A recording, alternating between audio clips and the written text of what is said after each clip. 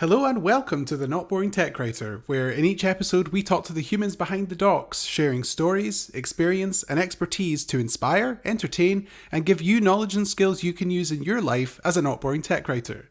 In this episode, I'm speaking to Caity Cronkhite, founder and CEO of Good Words LLC, about her experience of starting up as a tech writer, both in-house and freelancing, before starting and growing her own successful business in the technical writing industry. Stick around after the interview to find out how to access resources mentioned in this episode and how you can join the conversation by getting in touch with us. On with the show.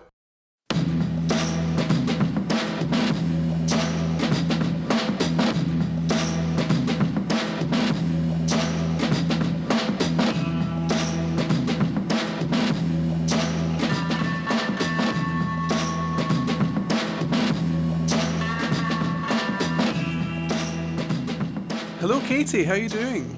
I am great. Thank you so much for having me today. You're very welcome. Where are you calling us from? I am joining you from beautiful Seattle, Washington. Oh, wow. That's somewhere I would really love to go, I have to say. Well, you're welcome anytime. Thanks. What's life like for you in Seattle at the moment? Life is pretty good, all things considered. There is still obviously a global pandemic happening. And Yes.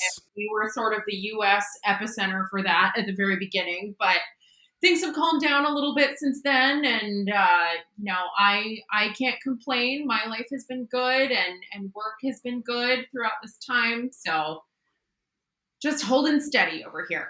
Yes, just holding on for dear life. I understand that feeling. I'm in Melbourne, Australia, and we are just coming out of a short lockdown. There was a little scare that there were some cases going around, but it hasn't blown up into anything serious. So we're sort of free as of today. But it's crazy what's going on. Caity, can you give us a little sort of overview over who you are and what you do? Just a little summary. Absolutely. So I am the founder and CEO of Good Words LLC, and we are a technical communications consulting firm headquartered here in Seattle, but all of our team is completely remote around the world, and we have been working remotely since long before the pandemic. So we serve our clients writing technical documentation, producing technical video, producing any technical content within that universe to serve our clients. Great, that sounds great. And you guys have been remote since before the pandemic started. Yes, yes. It's funny that because I started remote working probably about 6 months before the pandemic started. So I had quite recently gone through the transition from like a traditional office job to remote working just before everyone had to. And it was weird hearing people sort of go through the motions that I'd gone through. Did you experience that as well? Somewhat. So I had been working remotely from early on in my career as just a personal choice, even when some of my other coworkers were working in the Right. office. But I have to say, the biggest difference I have noticed since the pandemic started and the lockdown started is that it makes such a difference for us as remote workers now that everyone is working the way we normally do. Sure. It's actually been a really interesting sort of social experiment to see how our work is changing because now we're interacting with people completely remotely. We're not just interacting with people who are on the other end of the line sitting in an office or gathering around the water cooler. So that's been interesting for sure. Yeah, I actually didn't think about it from that perspective. As you say, suddenly people have an appreciation for, because prior to everyone having to work remotely, sometimes I would have customers that might not really understand that I might be in a different time zone or I might not be on the same sort of schedule. Because I guess remote working people don't always do the straight 9 to 5. Obviously, sometimes they do, but lots of people sort of pick and choose. Yeah, it's interesting. So that's great. And you're the CEO and founder of Good Words LLC. Looking forward to talking about that a bit later. But I wanted to ask you first, sort of about the early days, if that's okay. Because I saw that you're an alumna of Carnegie Mellon University. Was that when you started to sort of gravitate towards technical writing as a career, or did it start before that? It started while I was a student at Carnegie Mellon. So when I was at CMU, I was actually part of a dual degree program for students who were interested in the humanities and the sciences. And when I started college, I knew I was interested in the sciences, and I knew that I was interested in literature and writing on the other side of that equation. But as I went through my academic career, I hit the end of my junior year and I realized that I wasn't sure what I wanted to do with my life or how I wanted to kind of marry those two skill sets. And at the time, my thinking was really like, oh my goodness, I have these writing skills over here that I really love, and I think that's a career I want to pursue. But on the other hand, I had all of these technical skills from taking years of math and science and computer science coursework and working in labs and things like that. And so as I got later into my college career, I started considering ways that I might be able to marry those two skill sets. And I did some existential Googling, if you will, to see if there were any good career options for people with two seemingly very different skill sets in writing and a background in technology. And that's how I found tech writing. And I was very lucky that CMU actually had an undergraduate program in technical writing. Um, Oh, fantastic. I didn't know that at the time. No one had actually graduated from that program in about a decade, so they had kind of stopped talking about it with students. And I went to my advisor and I said, "Hey, is this still available? Can I do this?" And they said, "Yeah, I guess." And so I was the first undergraduate technical writing graduate in many years to come out of that program. But it was a great fit, and that's where I found tech writing initially. That's fantastic. I like what was it like when you sort of discovered that this career path existed that I mean a lot of people go through this. I know I myself did where you're like, I know I have this skill set and this skill set, but like how do I marry those together? And then suddenly it kind of uncovers itself. How did that feel? It felt great. A lot of things really fell into place at that point. I mean, I think many people listening and participating here have been to college and have had to withstand those questions of, what are you going to be when you grow up? What is your plan? And for a long time, I really struggled with that because I really cared about writing and I really wanted to pursue a career in writing. But I didn't particularly want to be a novelist or a poet, and I didn't necessarily want to do journalism. So before I found technical writing, I was feeling a little lost, and I was also a little sad that I thought I wasn't going to get to use this whole other skill set that I had developed and that I also cared a lot about. So it was really liberating for me to find tech writing. And not everyone goes through their lives dreaming of writing user manuals. But when I found that career path, it was the answer to everything that I had been looking for personally. Yeah, it definitely must have seemed like that. You were just like, there is this thing that I can do Yeah. everything at the same time. Yeah, it's so good. And then what about sort of like so once you graduated, what happened in your kind of early career as a tech writer? Yeah. So my first job out of college, I got a job as a technical writer at Salesforce, actually. So I moved straight from Pittsburgh, Pennsylvania. I was in a U-Haul driving my stuff across the country to go work at Salesforce in San Francisco about a week after graduation. So I joined the Salesforce documentation team in 2012, and I worked there as a technical writer for several years. That was my first job. Right. That sounds like a bit of a montage, the moving, the U-Haul, the driving across the country. Like, It was. It was. It was a quite a way to get started in a yeah. career.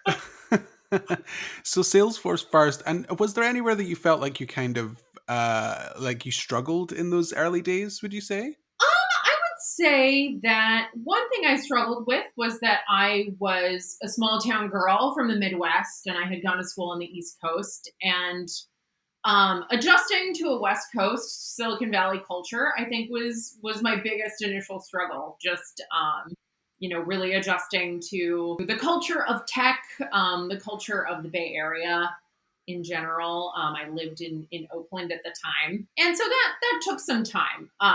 But in general, when it came to my job and my career, I really felt lucky, and I felt like I took right to it, and that I had found the perfect job for me at the time, for sure. Wow, that's great. So there was more of a culture shock than anything else. What does that look like? I can't say that I know much about that culture. What was the differences? So I grew up in the Midwest and then went to school in Pittsburgh, Pennsylvania, both of which I would say have fairly, blue collar roots, working class culture. People ask you where you work and what you do and who your family is Right. when they meet in those cultures. And then when I moved out to San Francisco, I remember talking to a new coworker for the first time right after I had started my job. And they were asking me a little bit about myself. And the first thing they asked me was if I liked to go skiing on the weekends. I was so flabbergasted that that was the first question they asked me that I didn't know how to answer. So it was a pretty big difference between, having on the East Coast where it really seemed like work and family and your roots there kind of drove the culture around you. Whereas on the West Coast and in Silicon Valley, it was much more about, what do you do in your leisure time? What are you about Hmm. outside? That kind of thing. All right. Okay. That's really interesting. I hadn't thought about it from that perspective before.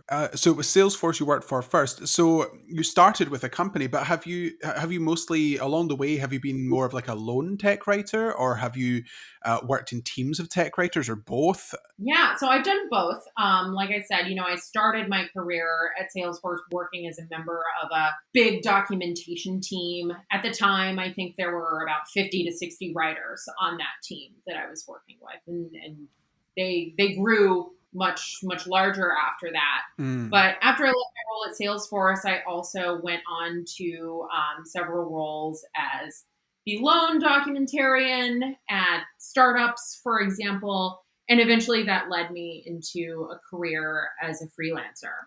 I see. So that right, I'd love to talk about your freelancing days, but before we do, like how did you feel working in each kind of mode? Like, you've got a team or you're just on your own. Like, what did you feel were the differences or the challenges in that?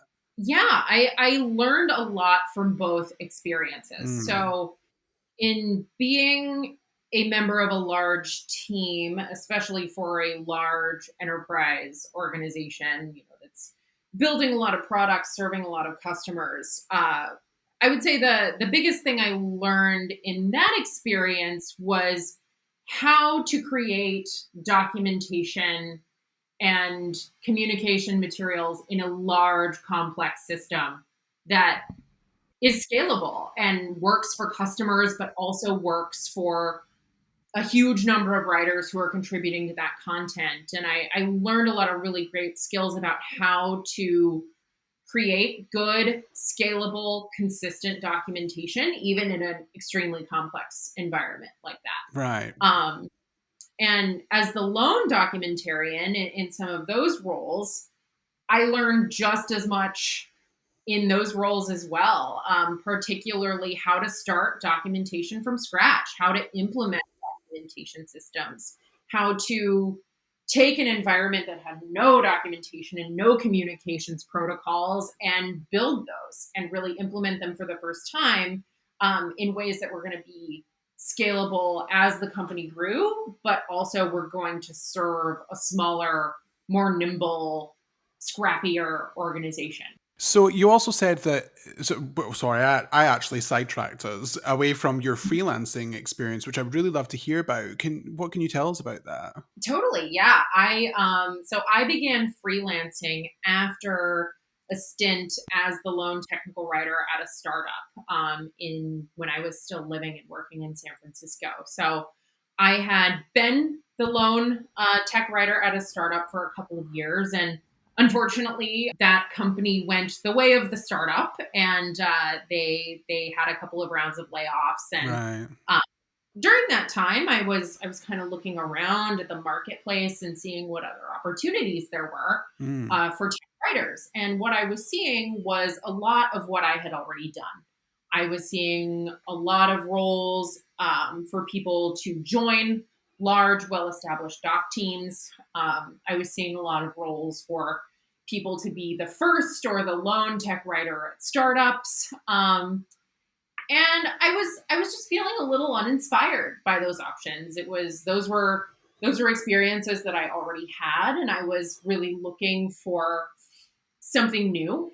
I was looking to learn new skills or try out different industries. And I have this conversation with other tech writers a lot, where I think a lot of people in the writing industry are curious about freelancing or working as a contractor, and they think they might want to try that out someday. And that's always the conversation I had with myself. Like, oh, I'll try freelancing, but I'll try it in 2 years. I'll try it when I feel more stable, or when I have when some opportunity presents itself. And at the time when I was looking for new jobs, I just wasn't finding anything that really inspired me to move forward. So I thought, hey, why not now? Why not just try it?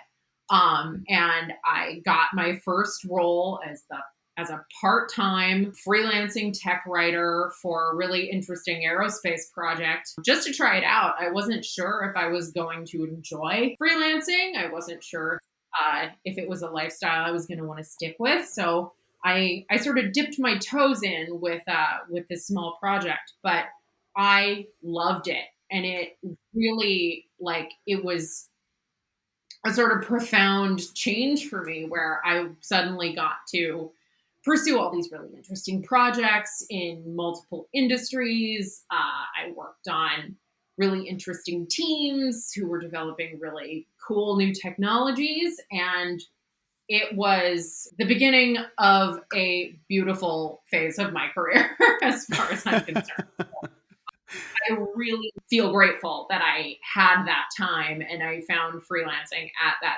that stage of my career. Sure, yeah. I mean, the thing with freelancing is that, as well as obviously being able to sort of pick and choose the kind of projects to an extent that you're able to participate in, it offers a few sort of quality of life upgrades because it's quite liberating, isn't it?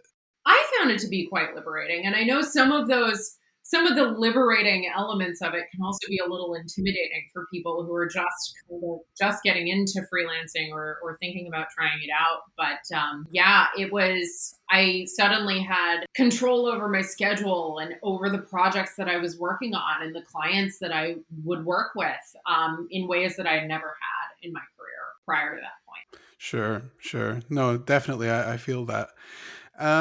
So you told us before that you are the founder and CEO of your own tech writing business, which is called Good Words LLC, which I love the name, by the way. How did the idea for starting that business come about?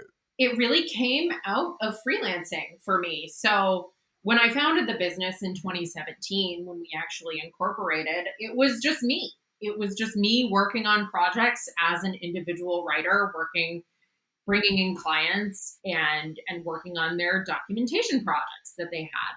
And I never had an ambition to be an entrepreneur or to own my own business. In fact, if you had asked me in 2015 or even 2016, if I thought that I would someday own my own business, I think I would have told you that you were crazy. Um, that was just never something that I really aspired to or that I was really interested in. But as my freelancing career grew, I started to bring in new clients. I had a bigger portfolio of clients that I was working with, and all of a sudden, I found myself having more work, more opportunities for projects than I could take on and handle myself. And so my options at that point were to either walk away from them and say no to some of these projects or some of these clients, or to take a leap and to try bringing on employees who could maybe handle some of those projects for me. So it was really organic from my freelancing career to grow into being a business owner. I started out, like I said, in 2017. It was just me. In early 2018, I brought on my first couple of subcontractors just to help me with a couple of projects. And from there, it grew steadily. And today we have a staff of about 15 Oh, wow. writers and producers. We're working for Fortune 500 companies and high profile startups and everything in between. And we have people who are, working around the world on our projects. So it's been really exciting to see my freelancing career, which I was so passionate about, grow and scale into something that is now much bigger than just me. Sure, sure. 15 people. That's quite a growth in just 4 years, actually. And so where are your employees are all over the world, is that correct? Yes, absolutely. So I am actually the only employee in Seattle, Washington. I'm the only employee in Washington, period. Most of our other people live and work across the United States. We have a couple of people in Canada, one in Europe, one in India. So we're all over the place these days. That's so cool. I love that. I wanted to ask sort of like what Good Words is like passionate about in terms of tech writing. What are the things that you strive for as a business in the Yeah. actual work of tech writing? Yeah, sure. So the things we're passionate about are taking the most complicated information from these new and innovative companies and these new technologies that no one has ever seen before, and taking information that only a few engineers know or a few of the most technical people in this industry know, and making it accessible for everyone to be able to learn about and to be able to use effectively, and to also make it, to make it work for customers, to make it work for these companies who need this content, to maintain those relationships with their customers and stuff like that. And so what sort of techniques might your business use in order to achieve that this kind of accessibility goal for everyone? So we are really passionate about our craft of technical writing. We care a lot about using accessible language, minimalism, presenting well designed, well thought out, well organized documentation that's easy to find, easy for people to use, easy to read, whether you have decades of experience in the field or discipline that you're reading about, or if you're a brand new novice, newcomer. Technical writing isn't like other forms of writing. It can be more of a science or more of a formula in some ways, but we take a lot of pride in doing that well and uncovering all of the details about a product or a particular technology and distilling that down and figuring out what every user, whether they're that novice user or an expert, needs to know in order to just make their day easier, in order to get the information they need to complete a task or figure something out and move on. That's fantastic. I love that sort of ethos of making sure that people can get to the stuff they need fastest and easiest. I think that's what it's all about.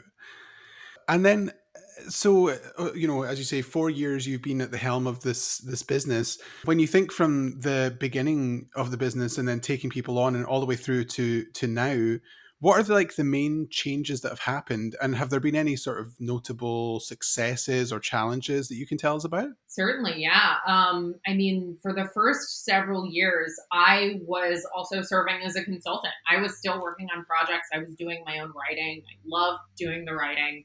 And it was only pretty recently, towards the end of 2019, was when I transitioned into managing the team full time. And that was a big adjustment for me personally. Being a writer and being an individual contributor and doing the writing for my clients and working with engineering teams and learning about new technology. But at some point, the business got large and complex enough that it really needed my attention full time. So that, I would say, was a challenge for me personally, just kind of making that transition and making it work for my team and navigating that as a business and with our clients. And let's see, notable successes. I mean, I never could have imagined that me freelancing in my living room on just doing my own projects for fun would ever turn into something this big or something this impactful. And I feel really fortunate and really passionate about using my business as a way to help other people experience hopefully the joys of freelancing. At Good Words, we like to say we're a soft place for freelancers to land. So we like to give our staff members these really excellent opportunities and the flexibility that comes with freelancing, but also removing some of the barriers that exist for a lot of people who are just getting started. So it's been a real privilege to me to be able to share that with other people. Sure. That's actually quite beautiful. Like because the freelance lifestyle, I think like you said before, there are sort of positives and negatives and it's quite I mean, I kind of fell into it as well and I've loved it, but it is quite intimidating at the beginning. Being self-directed is something that doesn't come naturally to everyone. And I love that Mhm. idea of like a soft landing pad for people who want to give it a go. I think that's great. Absolutely. So what does the future look like for you and for Good Words LLC? What's coming up in the pipeline? So we have just experienced a really exciting year of growth. 2020 was a weird year, but I feel very fortunate that it was pretty kind to us, and we were able to bring in really new and interesting clients. And so we've been growing like crazy. At the beginning of 2020, we had I think 5 or 6 staff members, and now we're at 15. Wow. We just hired another executive team member to help manage the business and help us grow and scale to serve even bigger and more complex clients, and to be able to grow our staff and make sure that we can serve those needs as we get bigger.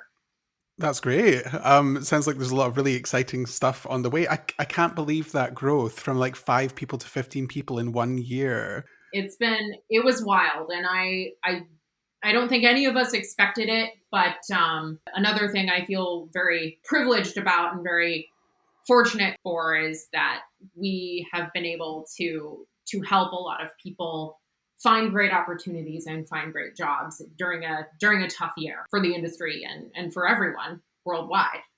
Yeah, definitely. I think there are some industries or sort of pockets of industries that have found the pandemic to be either sort of like a neutral thing professionally or actually a positive, and I think that is lucky. And it's kind of a blessing for these people, but it feels a little bit weird in such a strange and sort of turmoil filled year. It does. It does feel strange, but the way I've been looking at it is that if we can use what we're doing over at Good Words to improve things for even just a few people, I feel like we're doing a really good job. So I feel very fortunate that we've been able to bring on some awesome team members and grow and serve our awesome clients and take on some new opportunities in this year. Absolutely. It sounds very positive for you guys. So, Katie, I just wanted to ask you about tech writing communities. We are quite big on community here. Certainly, I myself have been to Write the Docs. I'm aware of I'd Rather Be Writing as well. There are various sort of conferences that happen. Uh, are you aware of communities? Are you a member of any communities? And how do you feel about them?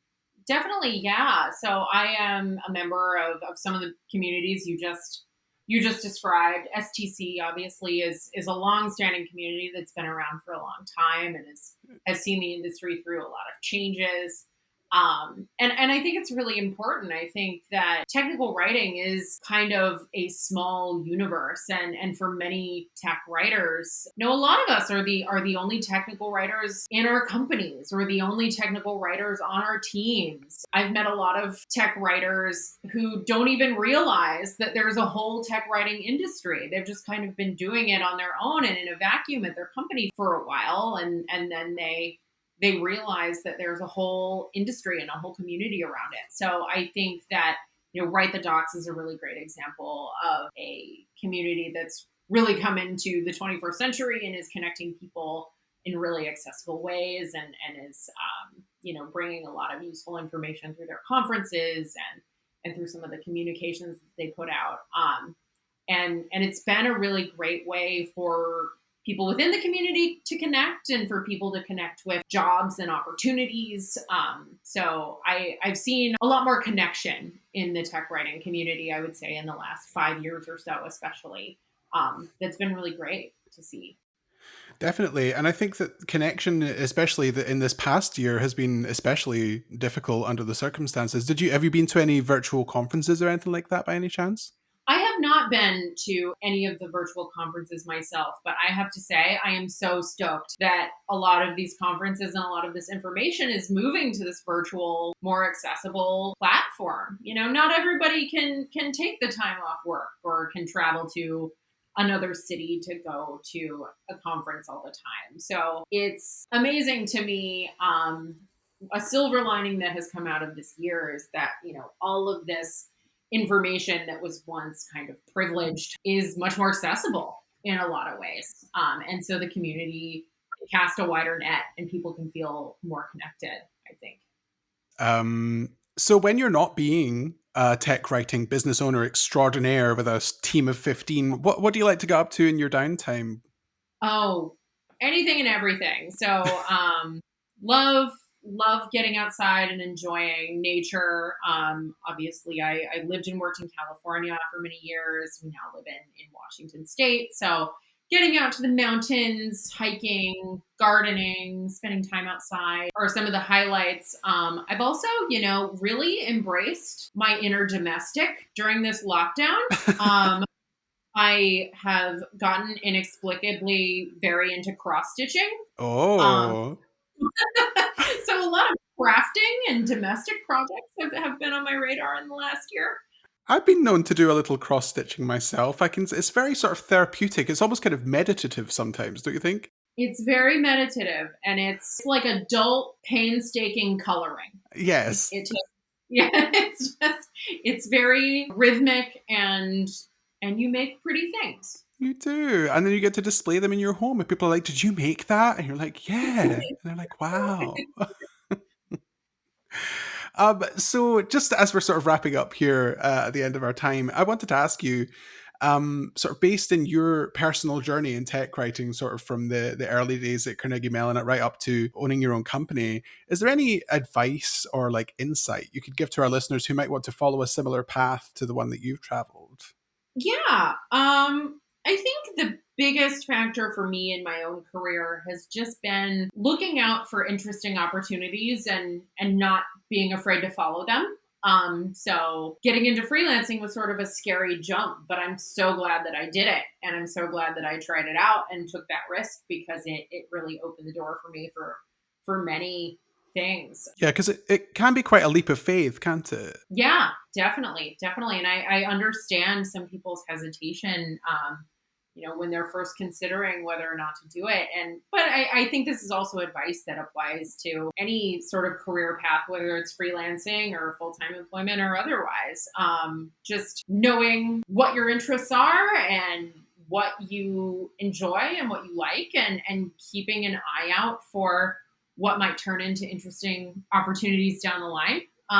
That's a big piece of advice. I would also say networking has been huge in my own career. So in growing my business or in finding new projects or looking for new opportunities, I still talk to people from my network that I met a decade or more ago. I often come across really cool opportunities and projects for my staff just through happenstance, conversations with people. So, for example, I took a call from a guy who owned a startup once, and he was kind of interested in talking about documentation.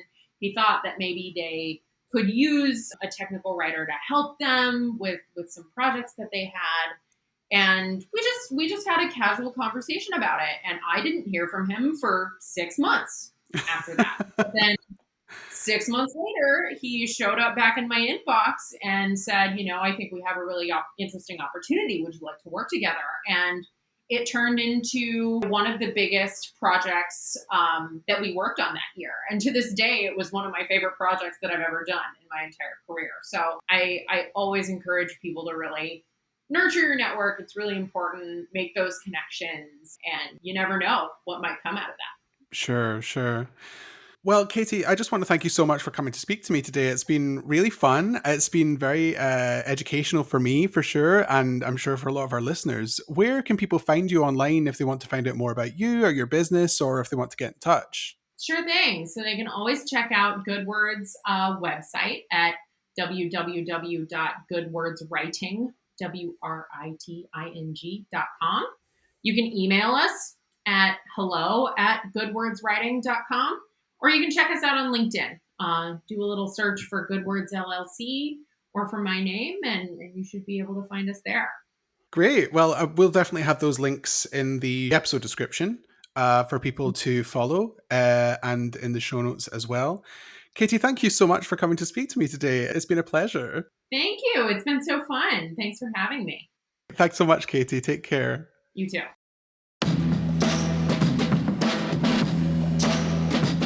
Thanks for listening to this episode of The Not Boring Tech Writer. I hope you enjoyed it as much as I enjoyed making it. Just a few notes here at the end of the show. We'd love it if you would leave us a review on your podcast app. It really helps us and lets us know if we're doing a good job. And if you want to join in the conversation, or if you'd like to discuss being a guest on the podcast, get in touch.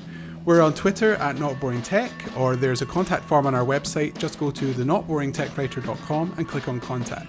Thanks very much again to Caity Cronkhite for being a wonderful guest on the show. There are links for how to get in touch with her and Good Words LLC in the episode description. Until next time, I'm Gerard Doran, and you are the Not Boring Tech Writer.